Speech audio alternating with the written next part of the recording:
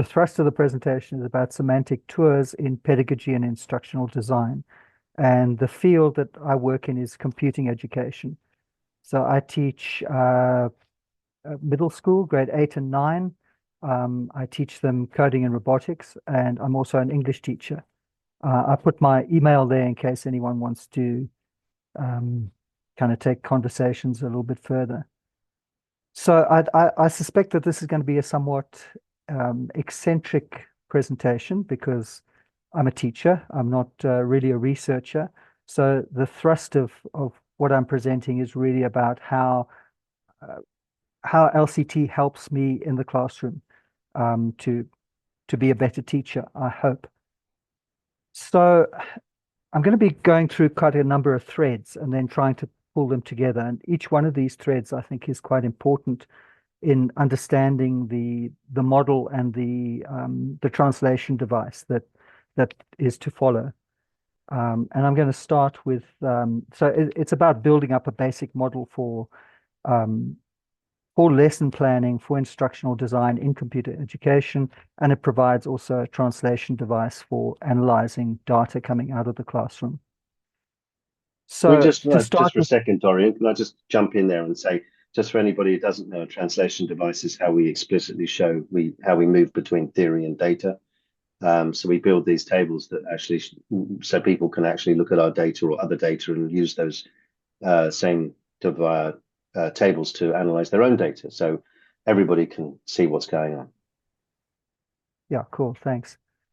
So the field I'm working in is computer education, and it's seen as a problematic field in many ways.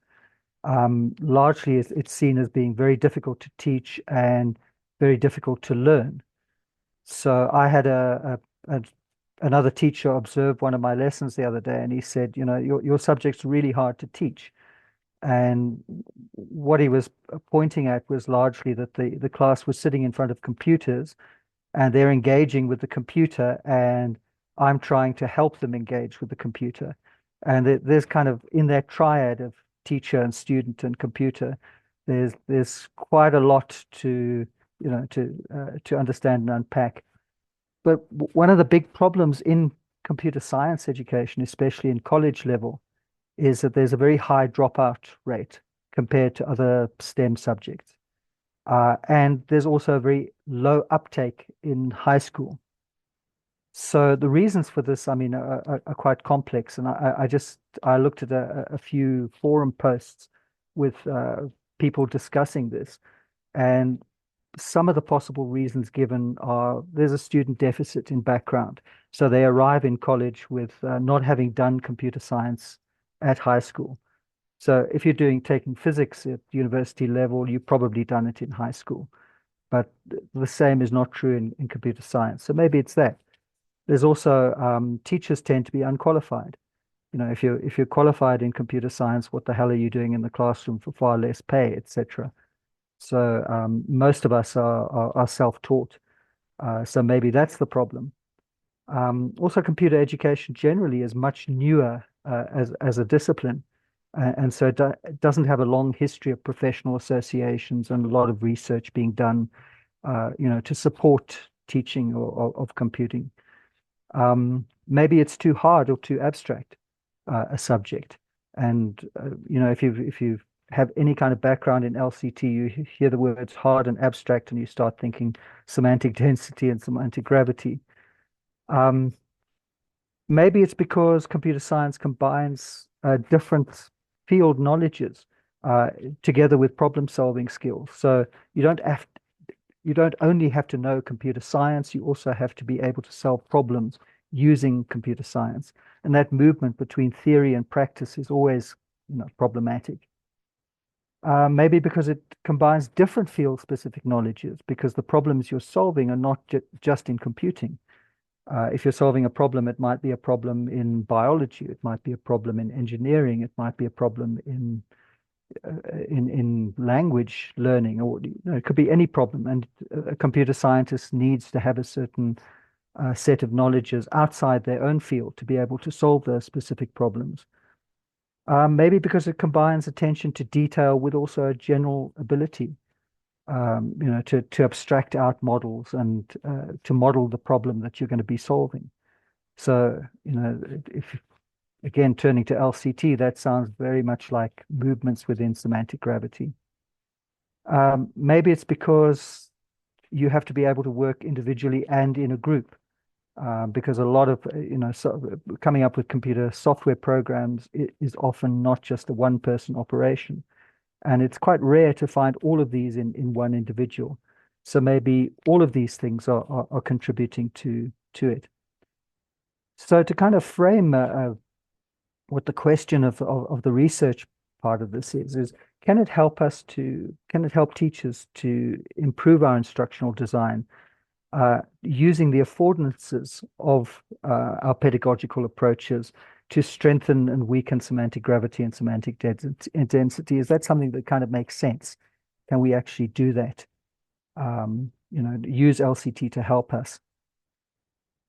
So the next thread I'd like to kind of look at is computational thinking, which is kind of like an abstraction of the kinds of thinking skills that computer scientists need. So maybe this will give us some clues as to how we can help students to learn it better and how we can teach it better. Sorry, I'm just trying to move that. There we go.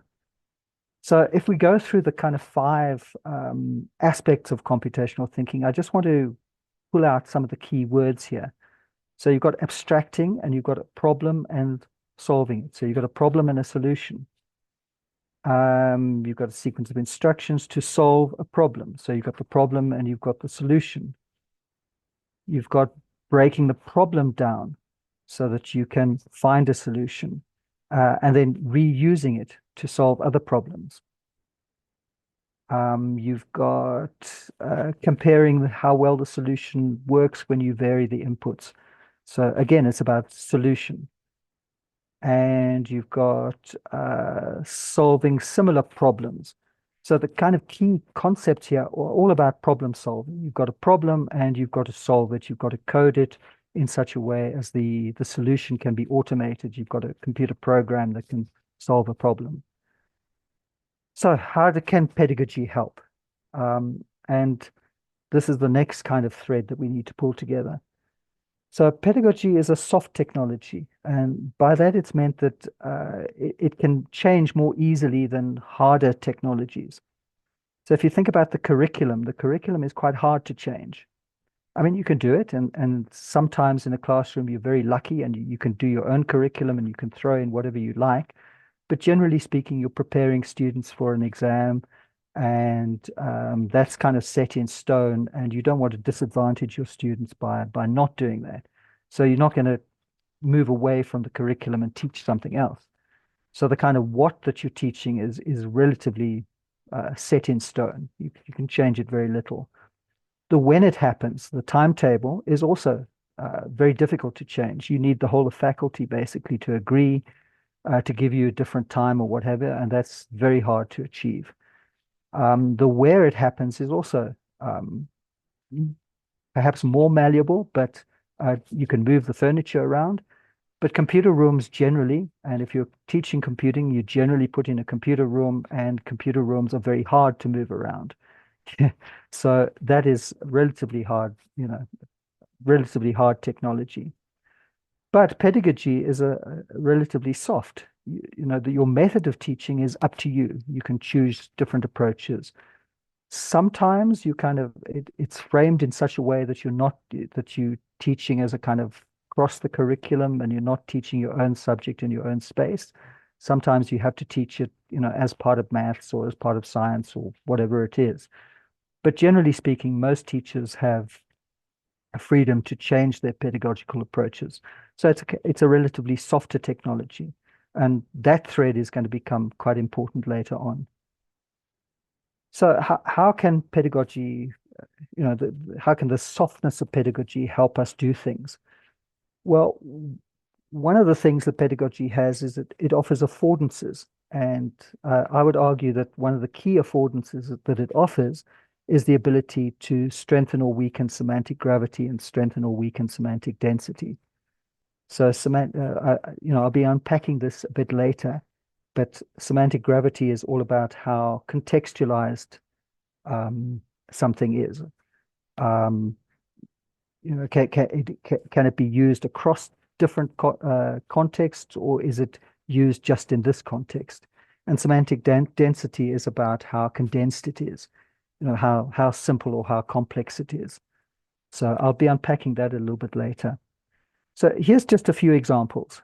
These are little pedagogical approaches. So this one's called plus minus interesting. It's a little exercise you can do, and you basically ask the class to pull out what they find as an advantage, a disadvantage, or something that's neither, but is quite interesting from whatever it is that they've been working on. And basically that's about extracting an idea out of, whatever activity they've been involved in. So that's weakening the semantic gravity.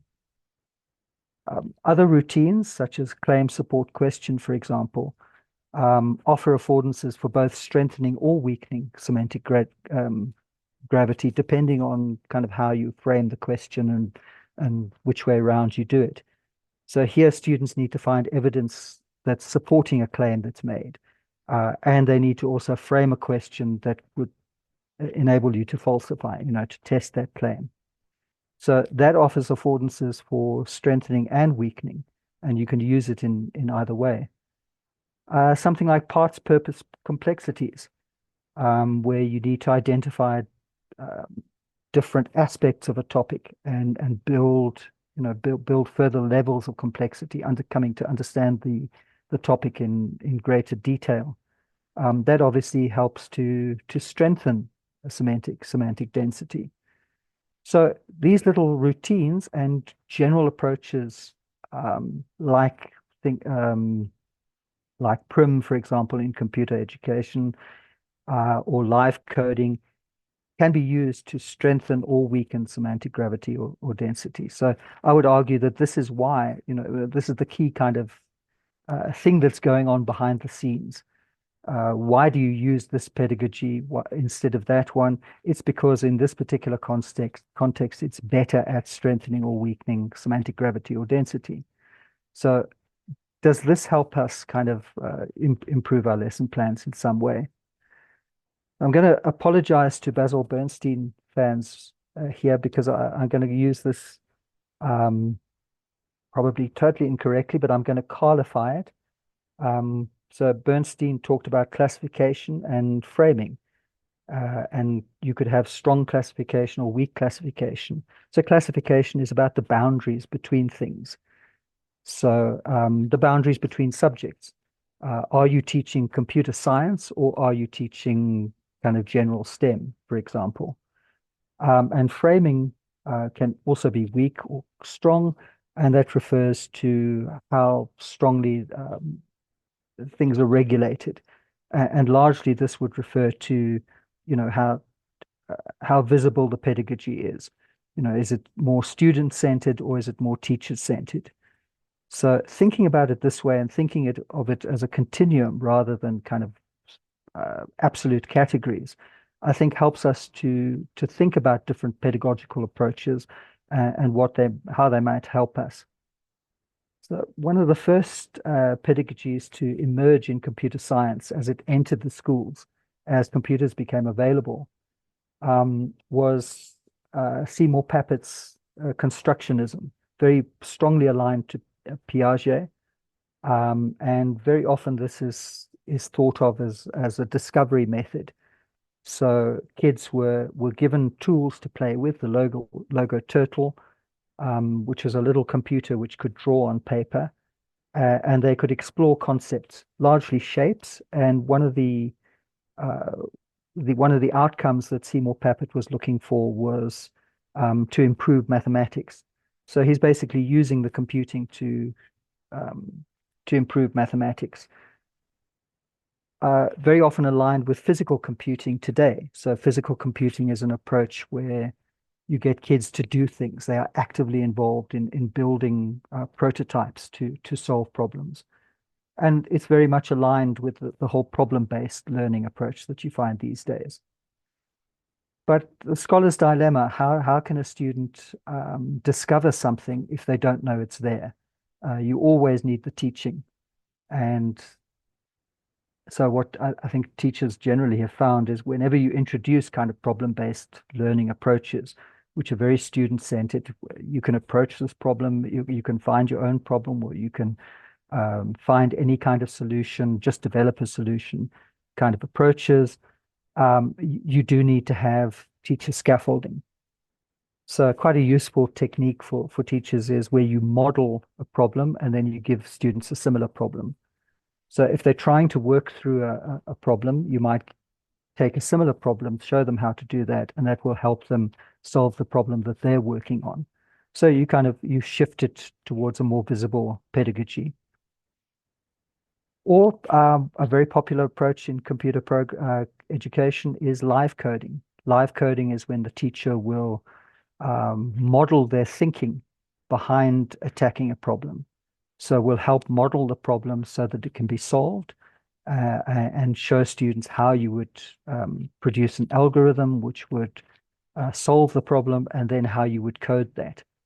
So that approach is very common, and that's very much to do with computer education and is very obviously teacher-centered. So what I do is I make YouTube videos of all my lessons. So any student who's been absent can go on and watch the video. And that's very much a kind of live coding approach. When I'm in the classroom and I'm using live coding, I tend, however, to mix it with other approaches, which are more student-centered. So, for example, PRIM, which stands for predict, run, investigate, modify, and make. So basically, this is an approach where, and it's very often together with pair programming, where you get kids to work together on coding. So you give them some code, you give them some starter code, and they need to read the code, try and understand what's going on, and predict what the code is going to do. Then they run the code and see whether their prediction is correct, and then they investigate how they might approach solving a further problem. They modify the code, and then they're essentially making a new program out of that starter code. So that's much more on the student-centered end, but it's still very much in computer pedagogy rather than in kind of cross-curricular work. So I think as a teacher, what I found is that what you can't rely on one pedagogy. You need to be able to shift across these planes.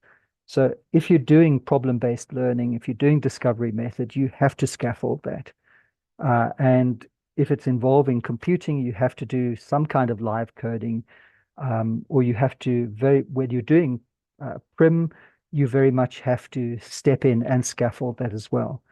And my gut feel is that these arrows go in all directions. You can take a very constructionist approach, and midway through, you might want to give students some exposure, something they need to know, and you can do a bit of live coding to show them what they need to know to help them solve the problem that they're trying to address. This kind of arrows moving in all directions to weaken or strengthen the boundaries between subjects, or to have more student or more teacher-centered pedagogies is kind of backed up in the research as well. So this 2011 paper was a literature review. It was looking at the range of literature that was available then on different approaches to teaching coding, and they synthesized 4 different approaches. And each one of these approaches had evidence showing that it was efficacious. So code analysis, sure, there were studies showing that worked. Building block approaches, sure, there were studies that showed that worked, simple units and for full systems. But what they took it further, and they tried to show that it was movement between these approaches that was more efficacious. So if you're teaching students to read code, which is largely the code analysis and building blocks approaches, you can't just teach someone to read code. You want to teach kids to be able to write code as well. And the writing code is the simple units and the full systems approaches as well. And the arrows that they had in the diagram, the model that they produced from their research, kind of showed it going in pretty much every direction. And I think that's a kind of common thread that comes out of looking at pedagogy in computer education. You need different approaches, and you need to move, you need to shift around uh, to get them to work. So, what about instructional design? Um, which I take that to mean creating learning paths that can help students learn more effectively. But there's an instructional part there. So, we, if we look at what Jane Waite and Paul Curzon have been doing, looking at semantic waves, for example, and trying to introduce those as a pedagogy in computer education, largely around unplugged, but also other activities. And I think they've shown quite convincingly that semantic waves are very useful and a very useful way of thinking about instructional design and teacher training and development in computing. This is one of their diagrams, and it shows a movement between things that are harder to understand. So that's with weak semantic gravity, and things that are easier to understand, and how the teacher helps unpack an idea, and then the teacher helps students repack the idea. Quite a useful thing that they've done in this diagram, the semantic wave, is they've uh, coded in red what the teacher is largely doing, and in green what the student is doing. So I'd kind of like to take that idea and run with that a little bit. So we can kind of imagine a situation in which a teacher is waving between weak semantic gravity and strong semantic gravity. They're taking ideas, um, abstract ideas, and they're helping students to understand that by giving metaphors or examples of it, helping students to understand it in everyday language in terms of their own experience. And also moving between simple ideas and more complex ideas. And the teacher might be doing that quite effectively in the classroom, running a class that does that. And you've got a student. Some students might be following part of that path. They might be waving as well. But you might have some students that are flatlining at whatever level. So teaching is not learning. And so I'd like to kind of explore the difference between teaching and learning a little bit. So if we look at some code, this is from an exercise I did. I'll be looking at it a little bit later. But this is about a mouse paddle in a Pong game. So this code takes the X orientation of the mouse and gives that to the paddle. So as you move the mouse, your paddle moves across the screen so you can hit the ball. And when I did this exercise, about well over 90% of the students got that particular bit of code absolutely correctly. Wasn't that tricky. But there was a handful of students who made a mistake, and the only mistake that was made in this part of the exercise, and that was to leave out the forever loop, which means that you can kind of move it once. It runs the code once and then it stops running. So then you can't move the paddle anymore. So they're kind of flatlined. There's something that they haven't understood. So what is it that student errors reveal about where they are flatlining?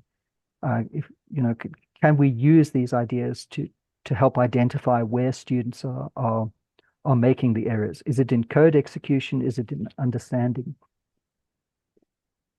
So my thinking overall was, does it make sense? You know, so far we've seen in Waite and Curzon, what they're doing is they're looking at the semantic waves together, moving, tracking semantic gravity and semantic density. Does it make sense to kind of track those separately? So in this kind of Z diagram, for example, it kind of shows a teacher going through an idea first. So taking an idea and adding complexity to it, building up an understanding of what's going on, and then taking it down into the coding level and showing a student how to code that idea. And this approach of moving across the plane separately, so doing this waving with semantic density from what is simple to what is complex at the level of the abstract idea before going to code it kind of makes sense as a movement. Would it help avoid cognitive load, for example? So it was these kinds of ideas that I'm looking to try to unpack and try to build a basic model to help understand computer education, and how we might, design better lessons. So it seems to me from what's gone before that what the basic model needs to include the idea that students have to explore a problem, they have to model that problem in some way, and then design a solution and code that solution. But we hit a kind of paradox here, and I've called this the constructive paradox. I'm not getting that from anywhere, but maybe it's been put that way before. It's kind of like the scholar's dilemma. How do you know that you need to know something if you don't know it's there? A learner can't just discover things on their own, or they don't usually discover things on their own. We need to be taught in some way. And so can we build that kind of paradox in what is the teacher doing and what is the student doing and how are they different? So Lee gave me this model from Jeanette Stewart's work, and it's called Teaching a Concept-Based Course. So it's a kind of model of how do you teach concepts, and I think she was using history. And what she describes is they're kind of two paths here, really. So what is a teacher concerned with? Well, a teacher looks at their curriculum and it's basically a list of concepts or ideas that need to be taught. We're teaching the French Revolution, and the ideas in the French Revolution that we're teaching is, liberty, equality, fraternity, and trying to unpack those ideas. So the teacher kind of starts there and needs to explain that to students. And needs to bring it down to the level of students' experience and prior knowledge, using metaphors, using analogies and things like that. The student, on the other hand, needs to take a different path. They need to take their current understanding and build it up through the learning activities that they do, through the inputs and the scaffolding that the teacher is offering. They need to build it up to increasing levels of abstractness, from kind of discrete facts and concepts to high-level generalizations. So the French Revolution teaches us maybe something about the nature of revolutions. And if you look at different revolutions, each one is, has a slightly different take on it, and you might end up with a high-level abstraction of what the idea of revolution means. So pretty much that's about strengthening and weakening of semantic gravity and semantic density.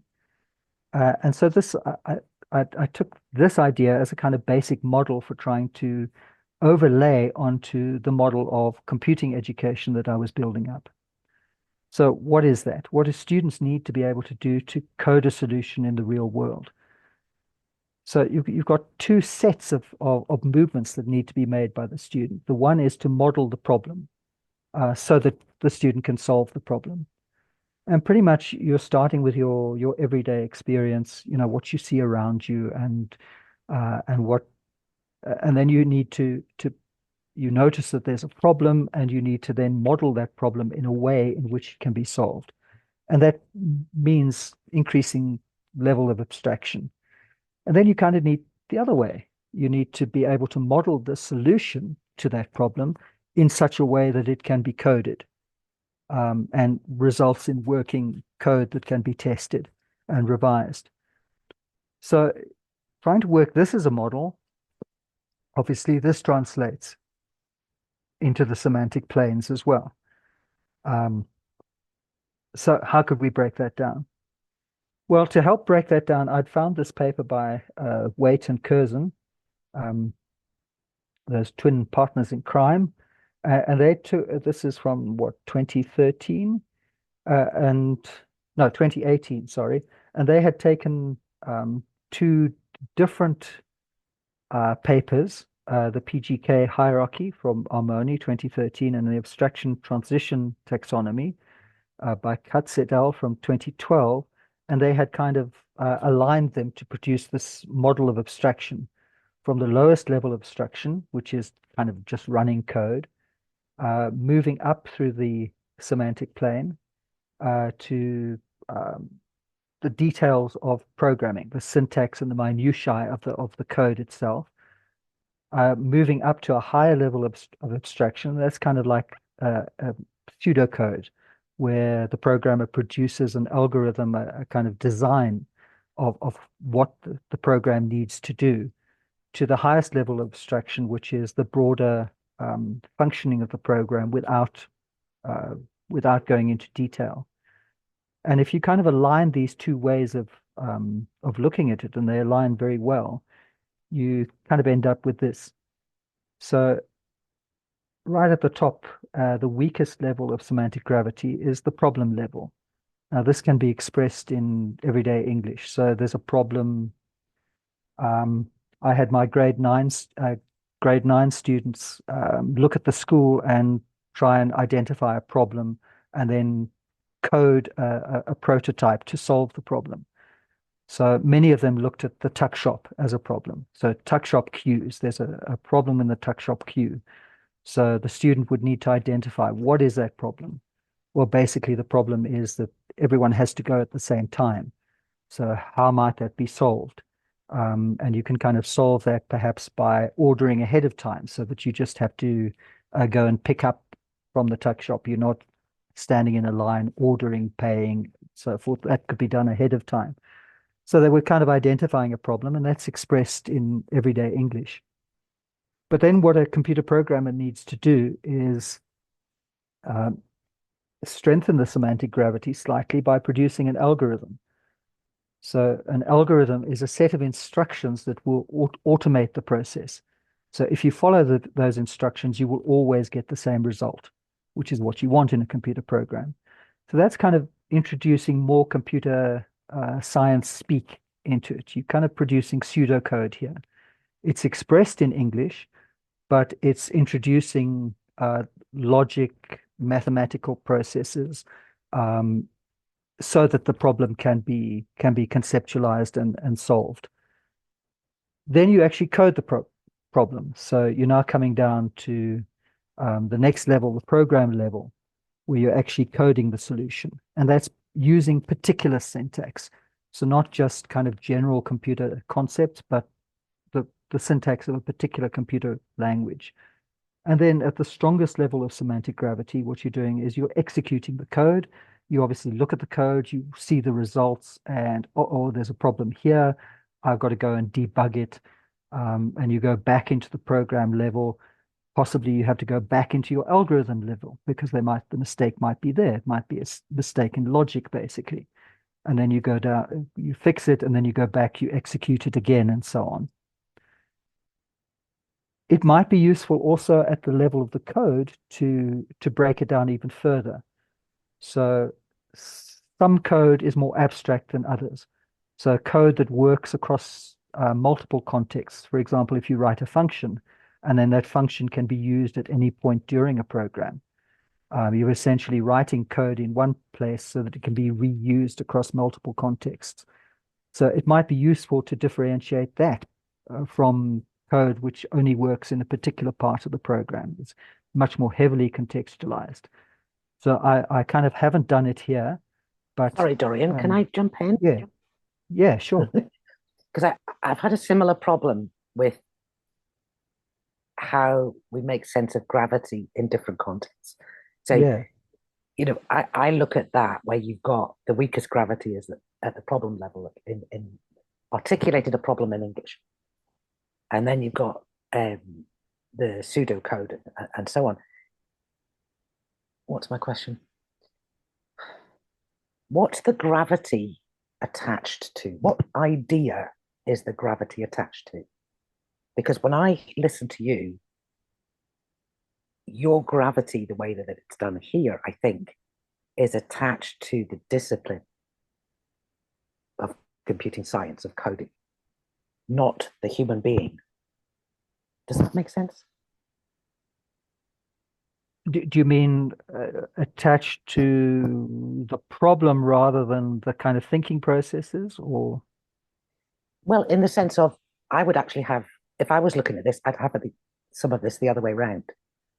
So I would see a strong density, a strong gravity, where a person has articulated the problem in English, because that's connected to me as a human being.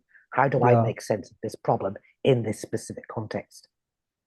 I think You that see the what I mean? next slide, the next slide might help to unpack that a little more. But basically, the idea is that the highest level of abstraction is the problem generally.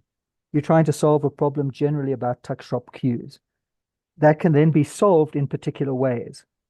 So solving it in a particular way is a strengthening of the semantic gravity because you're then solving it within a particular context. So your context might be a program that will allow you to order the food ahead of time. It is much has much more context to it than solving the problem of tuck shop cues in general. I I think think that I think I read one of the thing where the SG plus, right? That's like when students do like a experiment like on with the floating boat like boat building, and they describe it as like oh it sank when it's made of this, or it floated when it was made of that. So that was the stronger gravity, because they're just describing using English what they saw.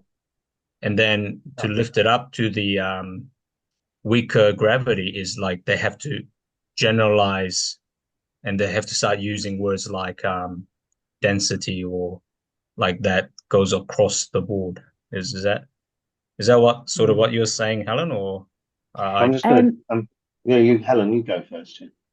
No, it's all right, Carl. I was just going to say that one of the things about semantic gravity, semantic density, and every single organizing principle in LCT is that they manifest in an enormous number of different empirical ways. And which is one of the reasons why we have translation devices to say, in this particular context, this is what's stronger or weaker and different strengths. This is how many strengths I'm going to distinguish, and this is what they look like in this particular place. But also, the fact is that there's a number of ways in which context dependency or semantic gravity do show themselves. So sometimes it can be specificity. The greater the specificity, the stronger the semantic gravity is. It kind of comes more and more locked onto a particular thing. But there's a whole range of ways in which semantic gravity can manifest. I'll give you an example. I won't go into this too long because I've just written a chapter for the book I'm writing, which basically spends the entire chapter describing the ways in which you can see semantic gravity in various manifestations, because it does take a number of different forms. But one of them might be, for example, one that we might not think about very often would be things like resemblance to some sort of contextual anchor. Like a good example was in a PhD by Saul Richardson on jazz improvisation, where you have the musical composition and then the different degrees of movement away from it. So you have like the jazz musician just does the straight musical composition, just plays the music exactly, or they might vary a little bit, they might lose the harmony. I can't even remember all the levels. But then you get up to this much higher level, much more abstract level, much more weaker semantic gravity, where what they're doing in jazz doesn't seem to have any relationship to the original musical composition.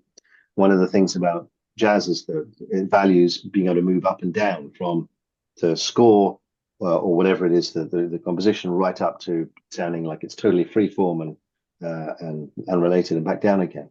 And you get things like also in images. So a photorealistic version of something we would think of as stronger semantic gravity than, say, a cartoon, which sort of abstracts away from it, or a diagram, which doesn't have any of those empirical features. So the way in which semantic gravity appears depends very much on the object of study. And what we're looking for is the degrees of context dependence in a sort of where we have to almost sort of say what we mean by that in each case. And in this case, I think what Dorian's saying is you've got a very general problem that could be applied to a bunch of situations. Is that right, Dorian? And then you're saying there's a specific solution to it. Then there's specific parts of code which work across the whole program, or just bits of it, and then right down to a very specific thing that they're doing in terms of what execution level, whatever that was. I can't remember now. Yeah, you basically run the code and see what happens. how Right, so you have a can specific instance of it working. Yeah, yeah.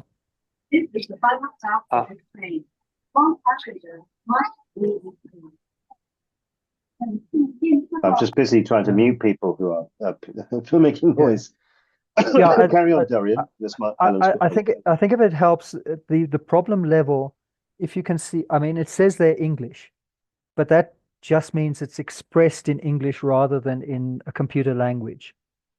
The problem level is kind of understanding a problem in a logical mathematical sense as well.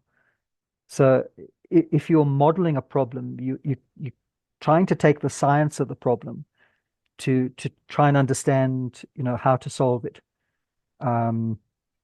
So maybe English, if we put English / science, it might help kind of, it Dorian, would represent a scientific understanding of a problem. hello? Yes, hello. Yeah, Dorian, can I understand this way?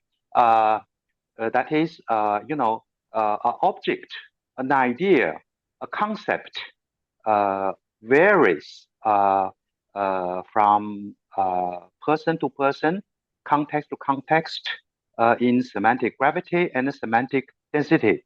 I remember Carl once talks about gold. So gold varies in semantic density from person to person.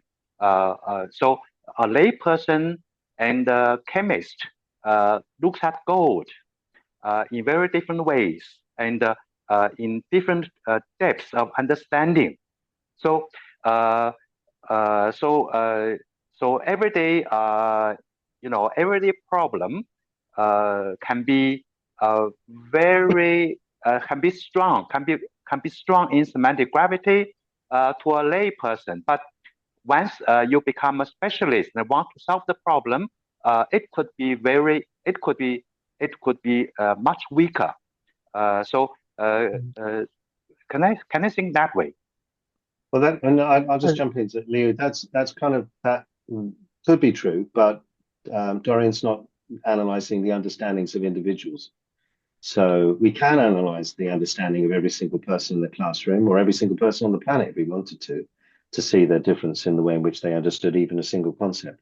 But that would be a very different objective study, I think, to what Dorian's doing, which is you're analyzing the classroom discourse, aren't you? What's being expressed in a classroom. Yeah. Yeah, rather than the understandings of each individual person at that time, which would be a different object of study. Yeah.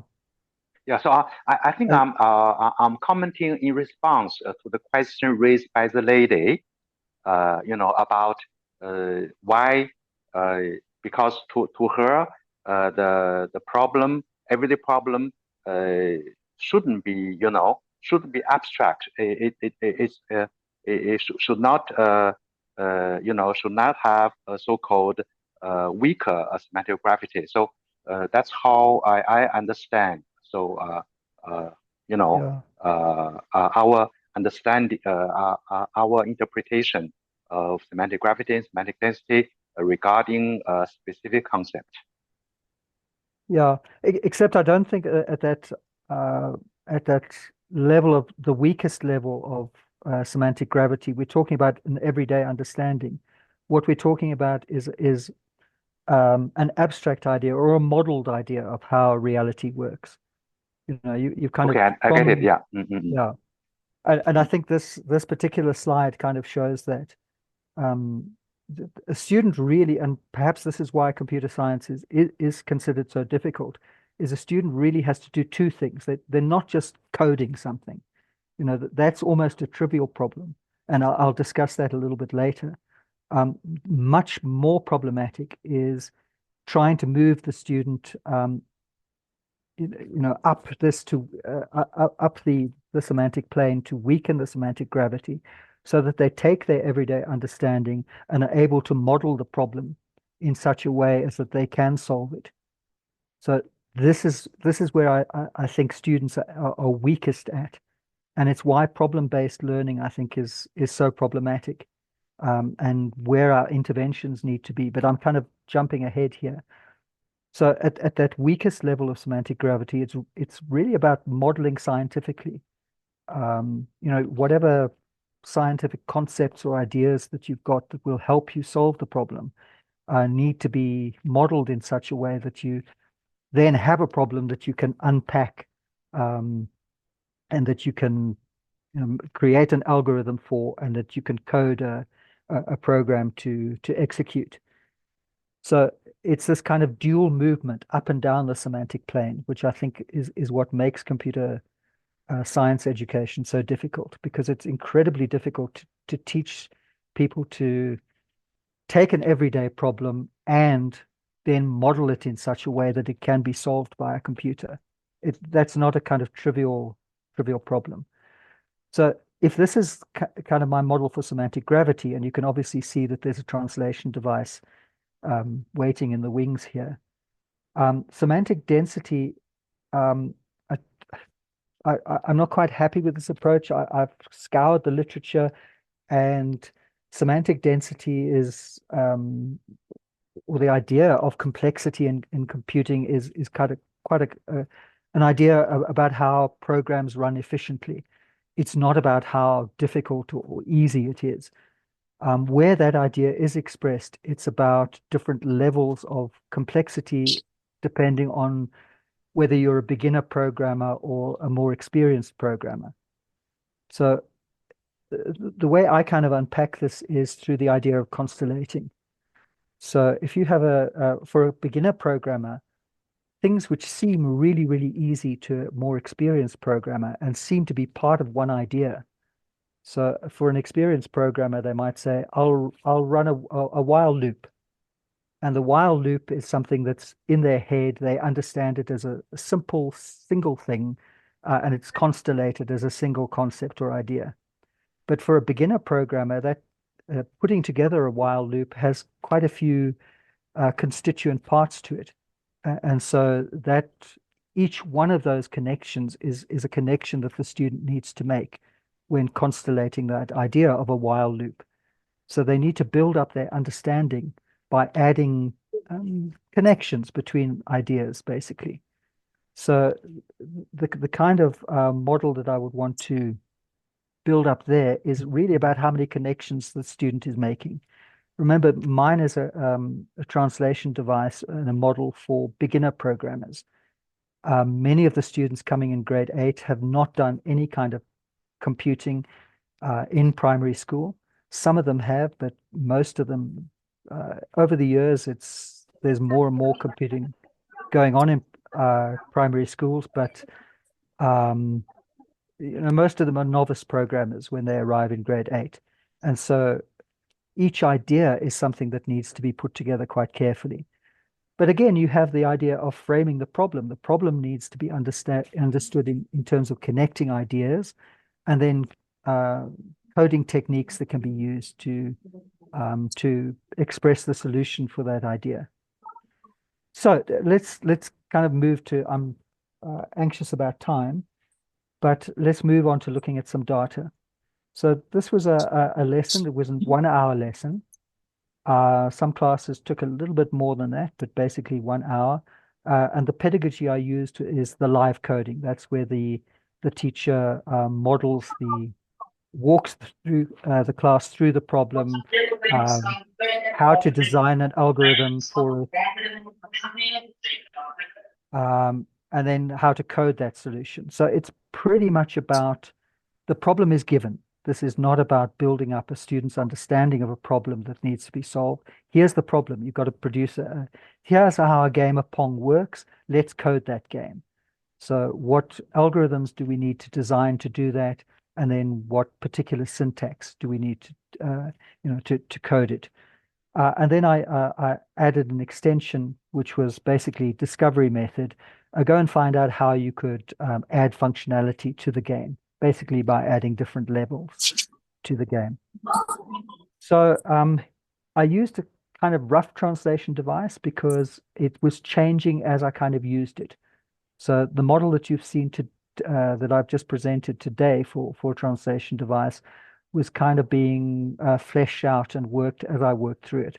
So I took Jane and Paul's kind of synthesis, and I was playing around, especially with the density, because it's so clear in the levels of semantic gravity. I didn't mess with that too much, but in terms of the density, how simple or how complex, how condensed is it?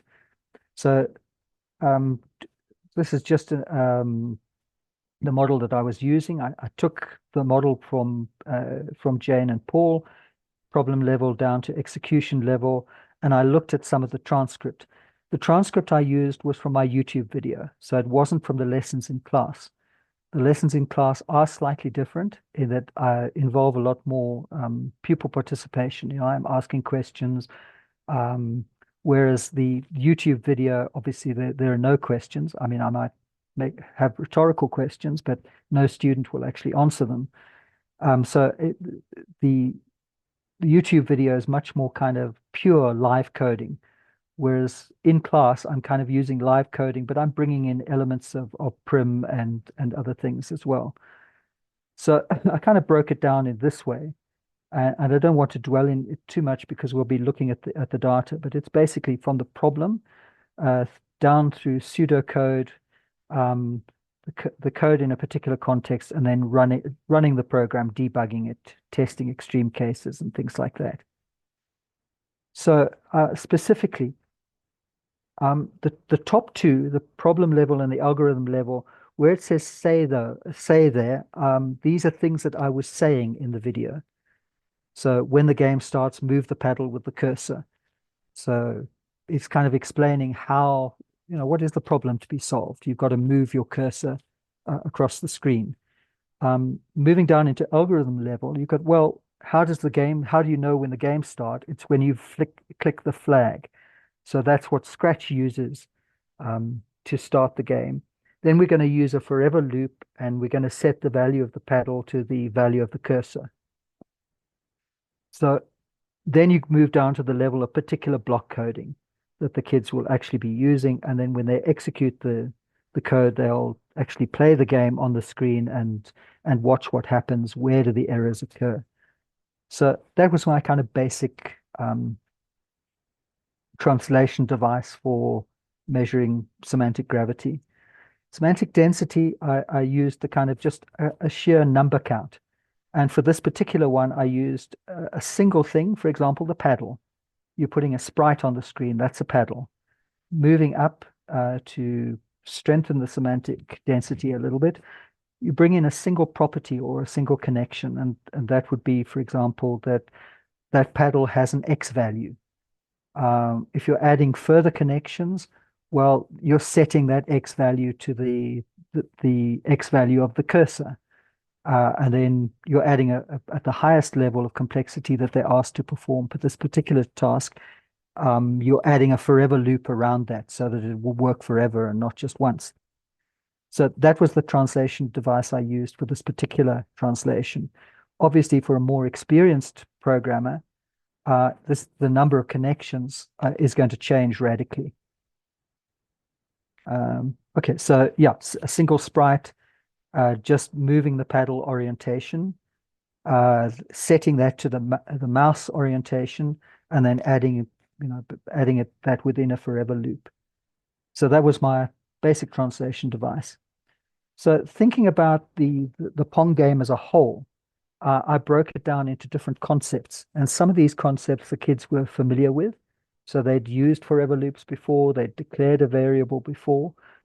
But for example, bouncing on the edge, so that they had not done before. So that was a new concept. So I find this quite a useful way of when I'm looking at a task and what task would be useful for me to use the particular stage. I kind of do this for a range of tasks. Just think about what prior knowledge does it use, what knowledge from outside the field might need explaining. For example, the ball bouncing around the screen. Well, how do objects bounce off? The angle of incidence and all of that kind of thing. I can't remember my high school science very well, but your algorithm is going to need to mirror that in, as closely as possible. and then for doing the paddle, and then for doing a line at the bottom of the screen, which if you touch it ends the game. So that's basically a deadline. You hit that and the game's over. So using this to try and put together an instructional design, I did a thought experiment first. So this is how I thought it was going to go. So I thought, okay, the first step is that the teacher is, for this particular one, we're going to model the problem. So how must a Pong game work? Pong involves this or that or the other. And largely I got the kids to tell me how Pong games works. Many of them didn't know because they play much more sophisticated games now. And then I'm going to move it down into the level of the algorithm. So By the way, how do Dorian, could they even vaguely understand just how as such a crude game as Pong? Some of them struggled. This is so it's such a simple game compared to, modern immersive video gaming. Well, I did it by kind of putting myself down, saying that this is the first game I played and it was a cool game. It's better than any game you play. And then they laugh at me, and I say, no, it's cool because you do this and you can just see the ball bouncing around the screen, and that's really great. So moving down into the level of the algorithm, you kind of need to now move down towards computing concepts. How are you going to make it bounce? Things like that. Then we're going to move it down onto particular code. And I thought, well, there's an opportunity to start bringing the students in.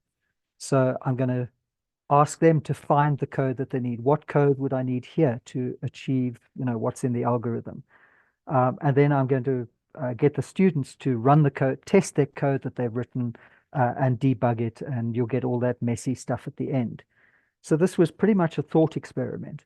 But when I actually came to to teach the lesson and run the code, it worked almost the other way around, which is quite an interesting observation. So here's the kind of YouTube video. You can kind of see what I'm doing. I'm explaining it in the window and adding the code so kids can see what's happening. And I took the transcript for this and analyzed it. So I'm looking only at this bit of the code. This is the bit for the paddle. How does the paddle move, basically? And I took the transcript, put it into Excel, and then ascribed values for semantic gravity and semantic density.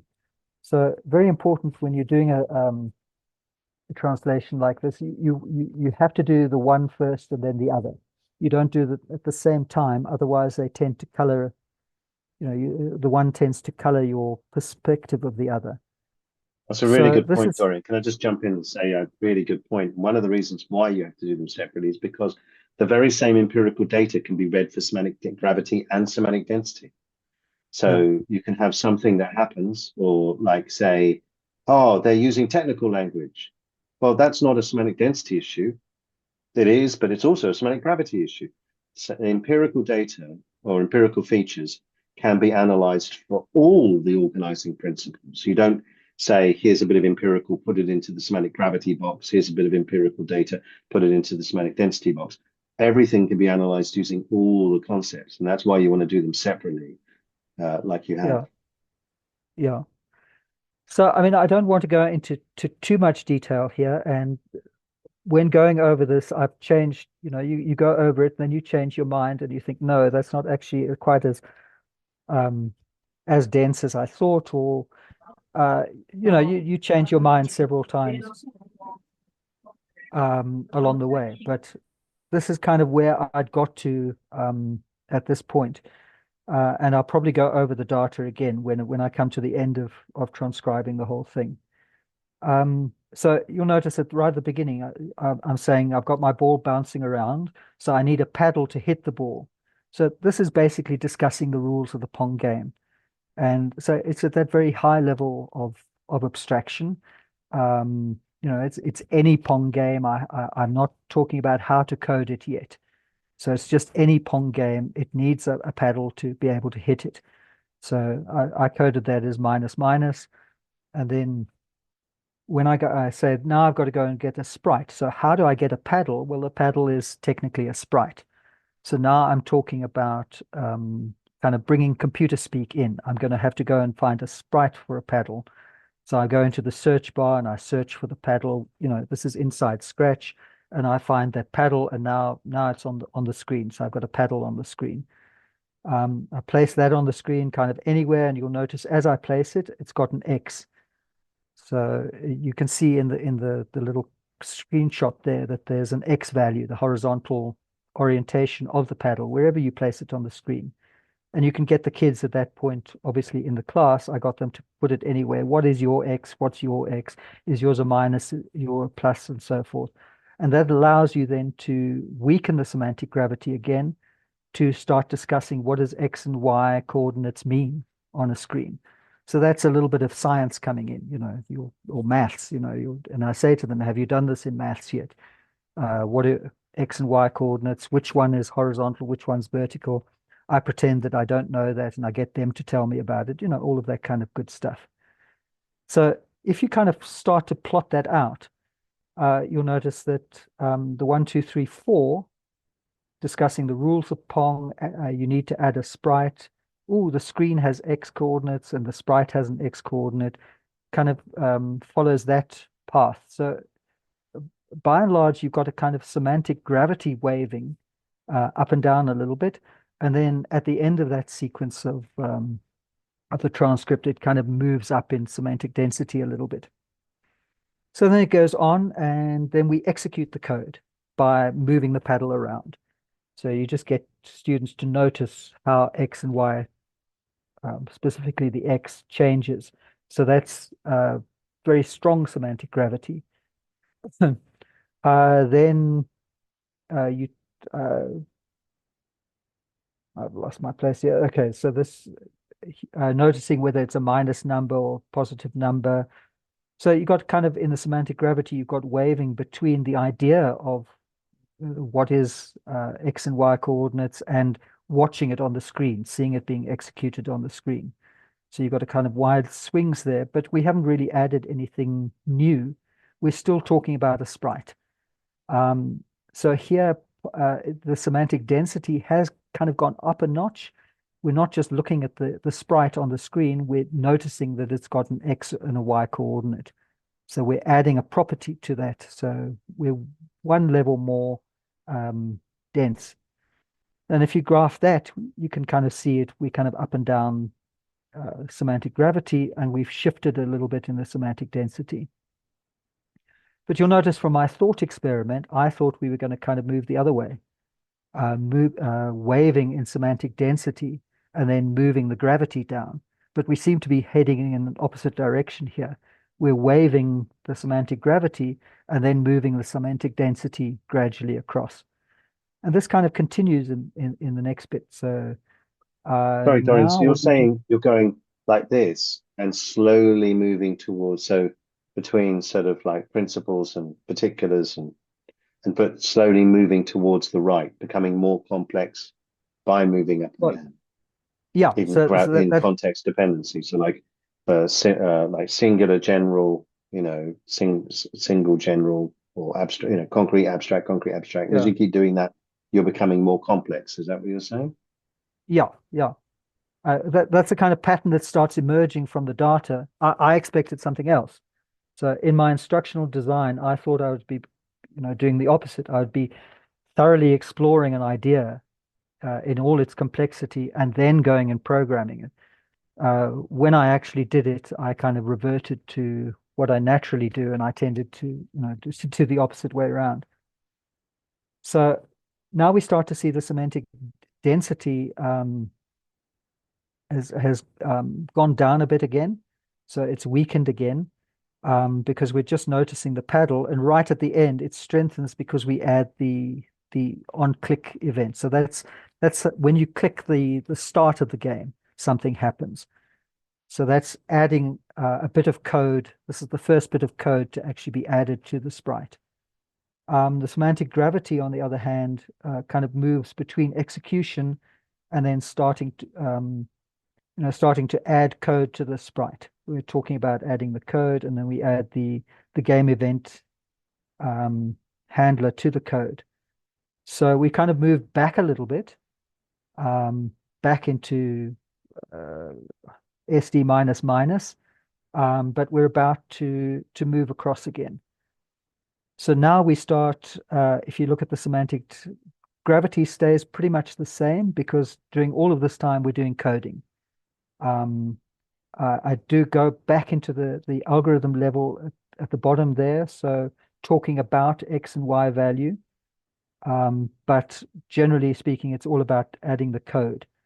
But the semantic density moves, from minus to plus because now we add movement to the mouse. So if you look at the screenshots at the top here, when the game starts, when the flag is clicked, we're not just setting a value just by moving it on the screen. We're actually setting it to the mouse X. So wherever the mouse X is, the paddle X, gets that value. So now we should be able to move the paddle across the screen. So we now move across. So for the first time, we've gone into semantic SD plus by adding the mouse X there. And we're kind of moving between quite a narrow band now in semantic gravity between understanding kind of algorithm, what's the program supposed to do, and the execution of the code itself. And then the final kind of bit is adding the forever code, adding the forever loop so that it happens all the time. And here, so semantic gravity, we start to execute the code, we're noticing it, and then we're going back into the algorithm at the end, to understand why it's happening. In the semantic density, we're kind of we've added the mouse X, but now we add another connection to that idea, and that it sits inside with a forever loop so that it happens all the time. And then the final one is we just run the code and observed. I don't have that in the transcript here, but you can see we've now moved into the highest level of highest strength of semantic density. And again, we're kind of waving up and down. So what we've done, if we kind of, what we've done, if I just skip that and simplify the paths, we've kind of moved in the groups of code there, we've moved steadily towards increasing the semantic, strengthening the semantic density, but we've been kind of waving in semantic gravity to get there. So that kind of represents what I actually did. So does this mean that this is a better instructional design? Well, having looked at the code, having looked at the transcript, I can kind of see the sense of that. You don't want to kind of take an idea in all its complexity and then try and code it. Maybe it makes more sense to understand each element of the idea. And okay, I'm going to use this idea. How do I code it? Now I've got to make this idea a bit more complex. How do I code that? Kind of makes a bit more sense in terms of taking a student through that. But that's for this particular task. Other tasks, it might make more sense to do other things. But what I do take from this is that looking at the semantic tours does help you to, I think, understand what's going on in the lesson a lot better, and perhaps help you to optimize learning paths. Student error. The errors that the students made, so these were 1 or 2 students in the class made an error here, and they didn't put it inside a forever loop. That was the only error that was made for this bit of the code. They made errors elsewhere, but for this bit of the code, that was the only error. So to try and understand where is that error happening? Well, it's happening either at the level of the algorithm, kind of understanding what it's supposed to be doing. A student might not understand what a forever loop is, and therefore they didn't add it. Or is it happening at the execution of that, in the actual coding of it, that they just forgot to do it, were distracted for some reason? It could be either of those, obviously. We're not sure. But obviously, as a teacher, what you're concerned with is not the kind of forgetting. They just forgot to do it. That's just a silly mistake. It can be easily rectified. But if they didn't understand it, that's where you need to step in. So it's that kind of level of algorithm where the student error seems to have crept in. So I was kind of looking at, okay, so all of this kind of indicates to me that this might be a more sensible instructional design, having looked at that piece of data. And it's a kind of similar pattern that emerges from looking at other bits of the program. Then, obviously, in terms of basic instructional design, I've got to look at, well, what are pedagogical shifts that can be made? What about bringing more student activity in? So obviously in the YouTube video, I'm doing everything. But when I'm doing it in class, and this is actually what happened, there were points of that where I offloaded onto the students and said, okay, we got to do this. What code do you think we could use to do this? With your partner, try and find the code to use. We'll discuss it in 5 minutes. And then I kind of circulate and help out. So bits of that shift could be translated into student paths. And you end up with a much more better pedagogical design, I think. So I want to very kind of quickly, because we're running out of time, look at the other kind of lesson.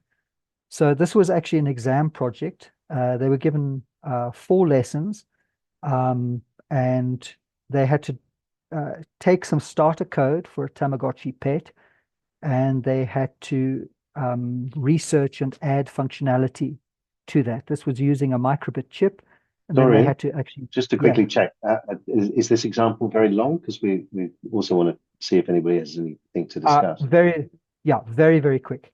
Oh, okay.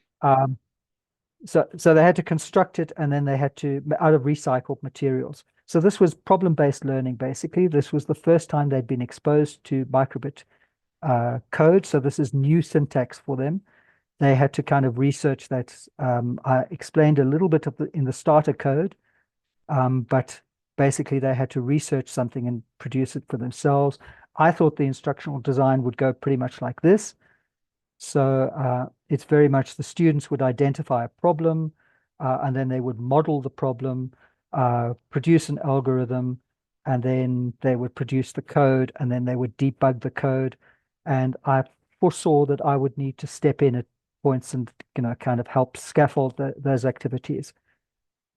Looking at student errors, I think kind of largely upholds the earlier observation that it's at the level of understanding that the problem is happening.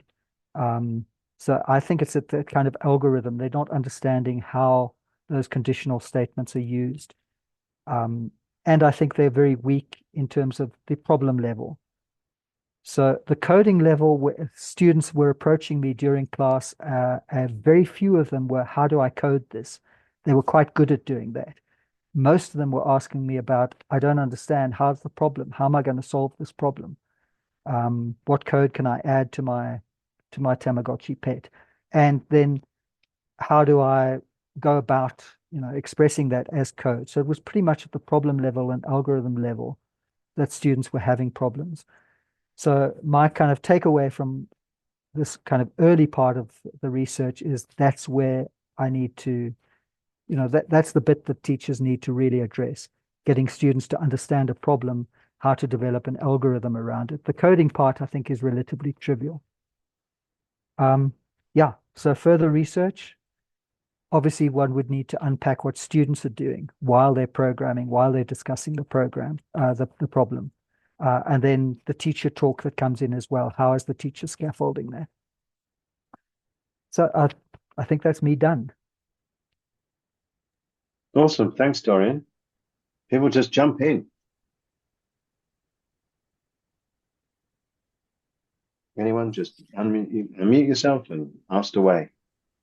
Let me start. Dorian, what I really found fascinating here was, number one, just being able to see how these tours and concepts of semantic density and semantic gravity work out in a very different field to my own. And that it picks up on our conversation earlier, that, and it helps things clarify my field for me to see where it's different from yours. So I think that's like one thing that really struck me. And the other thing that really struck me is, the rule of thumb is, plan deductively, teach inductively. But what you've got here is a really sophisticated way of mapping not only learning pathways, but teaching both ways, and how, you know, that works together to support learning, which is, you know, the ultimate aim. So I found that really fascinating. So just thank you for that. Yeah, I mean, my fear obviously is that the data shows only trivial insights, and but I mean, it's an early stage, you know, kind of proof of concept. You know, does the data show us anything worth showing? Yeah. Well, I think it's interestingly suggestive that we may have things like signature profiles around the plane, you know, pathways around the plane that may be valuable for us to understand. Like, for example, it might be that in certain circumstances, this sort of moving up and down in semantic gravity terms is like stitching together ideas. It's like you can see it like going up and down like stitching. You know, when you get a sewing machine, like sewing, and it going up, down, and potentially sewing together principles and particulars over and over again to increase increasing degrees of complexity, potentially. So that might be something that we might see elsewhere. So, I mean, like often, you know, just having a go at something like this and seeing what shows up can be suggestive. It's amazing how these small steps can come together. Semantic waves as an idea didn't come out of a major study. Originally, it came out of listening to people talking about their, you know, really good teaching and really bad teaching. And then that became a conjecture, and then that became something that did become a major study. So yeah, these small studies and studying your own pedagogy can be a really useful starting point to start seeing quite, you know, maybe this is an interesting phenomenon that we might be able to study more.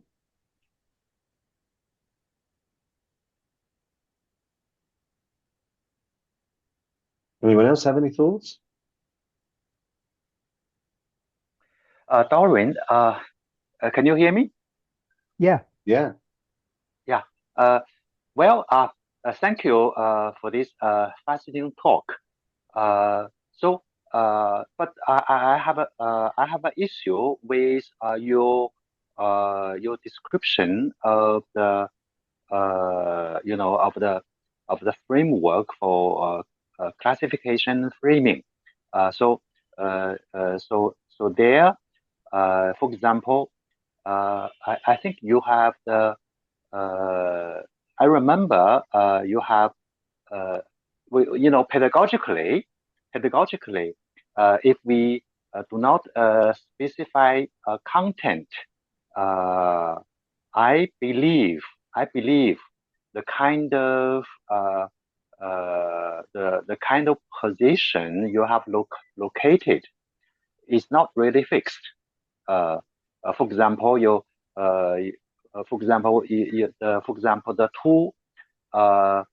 the two of two. I think you have the, you know, problem modeling. You know, that part. It could be. It could also be. You know, within one discipline, not necessarily located in the field, in the multidiscipline field. So can you elaborate on that? Yeah, and I think then the model might have to be adjusted. You know, if you if you're doing, for example, teaching computing within STEM, so maybe students are doing, I don't know, they're doing science experiments, and then they have and then doing some kind of computing applications around that. Obviously, the understanding how the problem is put together, how the problem is framed, I think would need a different translation device, because then you'd be looking more at kind of mathematical or scientific concepts, or so I mean, it would need to be tweaked. It is a rough translation device at the moment, especially around framing the problem. You know, that's at the moment is very touchy-feely, because the students were solving kind of very broad problems, like tuck shop queues. I mean, it's kind of difficult to see how would you model scientifically a tuck shop queue. I mean, you don't really. You identify sort of key features of what the problem is. But another problem might be modeled according to Newton's laws. You might have a very good understanding of heat transfer or whatever it is, and then you're doing a computer application to do with that. So some problems will be quite woolly, and other problems will be, I think, much more scientifically modelable. I don't know if that answers. Oh, yes. Thank you. Something that I just thought I want to pick up on, Dorian. Some people take strengthening of semantic density simply as using more and more technical language. And what you were able to show really nicely here, it's not just about technical language, it's the connections, it's about the levels within levels within levels, and I thought that came out really, really clearly in how you presented. And I think I just thought that was. Sorry, that's a good point, Lee, which is like semantic gravity, semantic density shows up in all sorts of ways, and you're just looking for complexity, really. People can fetishize technical language, but that's just one manifestation of complexity. It's not the only. And if you were analyzing, for example, dance movements, one of the reasons why everyone is laughing at the cultural studies lecturer from Australia who just competed in the Olympics doing breakdancing. And if you have not seen those videos, then I suggest you Google them. Look up Ray Gunn from the Olympics breakdancing. One of the reasons people are laughing so much about it for getting 0 points is that it looks, there's no words being used, but it looks ridiculously simple. She does these dance moves that look really, really simple. We're expecting expertise to be involving quite complex and difficult body movements. And that has nothing to do with technical language. It's to do with the complexity of how difficult it can be to put your body in particular positions or to do things at such speed and things like that. So complexity shows up in all sorts of different ways. And also, you have drawn, teacher's parts and the student parts in opposite directions. And I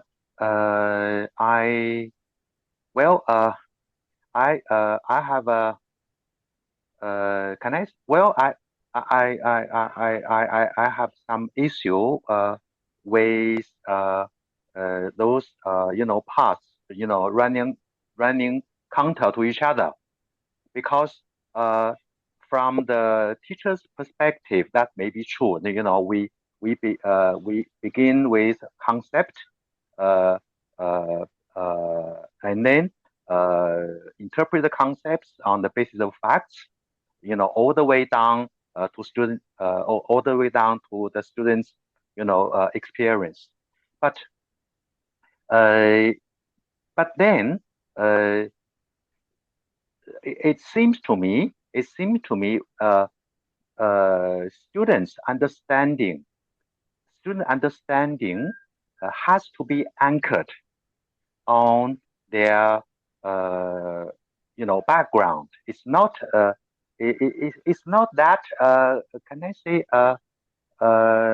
it's not that multi-level. It's I'm not really sure about there are different there are different levels from student understanding, that is bottom up or top down. So can you elaborate on that point? I think the point is that they're not necessarily the same direction. So I mean, everyone's knowledge is constructed in their own heads, and everyone's knowledge is slightly idiosyncratic because of our past experience and our particular understandings of concepts and things. But how we acquire that knowledge is pretty much from the bottom up. We have experiences and we build up on concepts, but how we acquire that knowledge might be as a result of a teacher giving a lecture, for example, So sometimes my ideas have been totally shaken up by someone lecturing. I haven't said a thing. I haven't done a thing. But I've been listening and engaging with the ideas, and those ideas have totally reconstructed the knowledge in my head. I see things in a totally different way. So there's a kind of constructivist paradox there, that I agree with you. learners have to learn, but teachers Yeah. also have to teach.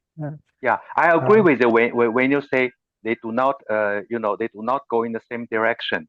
But then there has to be some kind of Not interaction. always, but yeah. But So there has that's to the be question some, of how we scaffold it. Yeah. So, but then your model does not, touch on the interaction between teaching and learning because, learning will. So as a matter of fact, learning takes place through the interaction between the students and the teachers. So I think probably will be there need to be some kind of space for outlining the interaction between the teachers and the students. When you considering the teaching path and the learning path.